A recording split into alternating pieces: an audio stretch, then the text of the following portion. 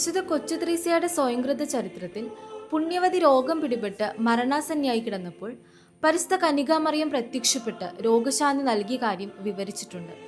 ഒരു ദിവസം കൊച്ചു ത്രേസ്യയുടെ പിതാവ് ദുഃഖപരവശനായി അവളുടെ മുറിയിൽ കടന്നു ചെന്നു. കൊച്ചു ത്രേസ്യയുടെ ജ്യേഷ്ഠ സഹോദരിയായ മരിയായുടെ കയ്യിൽ ഏതാനും സ്വർണ്ണ നാണയങ്ങൾ കൊടുത്തിട്ട് കൊച്ചുറാണി സുഖം പ്രാപിക്കാൻ ദൈവമാതാവിന്റെ പള്ളിയിൽ നവനാൾ കുർബാന ചൊല്ലണമെന്ന് എഴുതി അയക്കാൻ പറഞ്ഞു.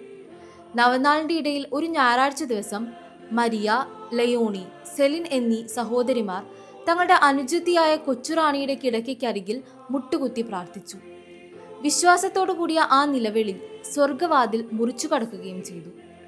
തുടർന്നുള്ള ഭാഗം സ്വയംകൃത ചരിത്രത്തിൽ നിന്ന് തന്നെ നമുക്ക് വായിക്കാം.